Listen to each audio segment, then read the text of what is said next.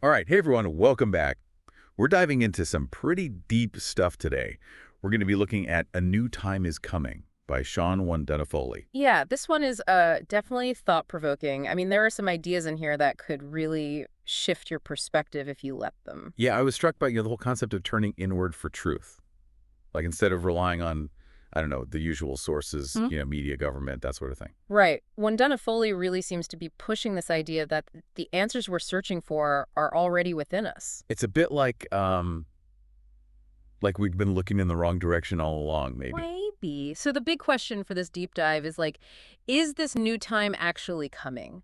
And if so, what does that even mean? What would it look like? Okay, so let's break it down.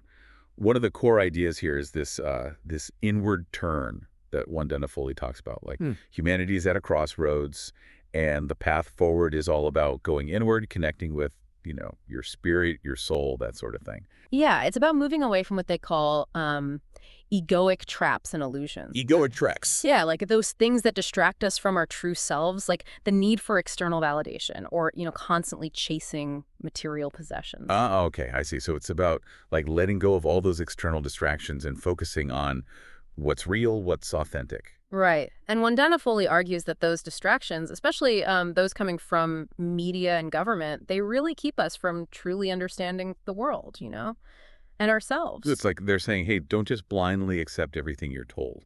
Right. Like question things, think for yourself, look for those real solutions that are, as they say, authentic and grounded in truth. But isn't there a danger in, completely disconnecting from external sources? Like, what about staying informed about real world issues? I see your point. And honestly, Wandana Foley doesn't really address that directly in this piece. But I think what they're getting at is more about being aware of how external forces, can shape our thinking, our perceptions. It's like being mindful of the media we consume. Exactly. Okay, so assuming we can do that, right? Like we can filter out the noise and all that. How do we actually get to those real solutions? Like, where do they come from? Well, according to Wandana Foley, they come from aligning with our inner selves, like embracing truth, unity, freedom, spiritual awareness, all of that. And that's how we get to this new earth they talk about. A new earth. Yeah, a world based on, well, like harmony, compassion, justice, abundance, all the good stuff. Sounds pretty utopian. Right. But it does make you think, like, what would it actually take to create a world like that? I mean, it feels kind of overwhelming, doesn't it? Like, how can we as individuals actually change the entire world? Well, that's where the call to action comes in. Wandana Foley really emphasizes this, like, we need to embrace this new timeline and actively seek that truth and light within. So it's not enough to just think about it. You have to, like, actually embody it, live it. Exactly. It's about taking responsibility for our own thoughts, our beliefs, our actions. Okay, so that makes sense in theory. But what does that look like in practice? Like, how do we actually embrace this new time in our day-to-day lives? Well, they talk about setting an intention, and flowing with your divine spirit, like really tapping into that inner guidance. Okay, but what does that mean, like, practically speaking? Well, think of it this way. Every little action we take that's aligned with our values, that's a step towards building this new earth. So, like, choosing kindness over anger, Yeah. or speaking up when you see injustice. Exactly. It's all about those small, intentional choices we make every day. It's like those ripples in a pond.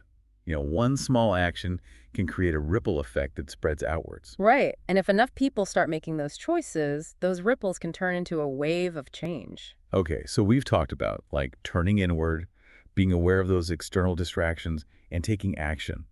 What do you think is, like, the most important thing we can take away from all of this? For me, it's that each of us has the power to make a difference. We don't have to wait for someone else to fix the world. We can start creating change right now in our own lives and in our communities. That's a powerful thought. So if this new time is really on the horizon, what role do you see yourself playing in all of this? Well, thanks everyone for joining us on this deep dive. It's been a thought-provoking one for sure. Definitely. Hopefully it's given you some things to, think about, maybe even inspire you to take some action. Yeah, even those small steps can make a difference. All right. Thanks again for listening.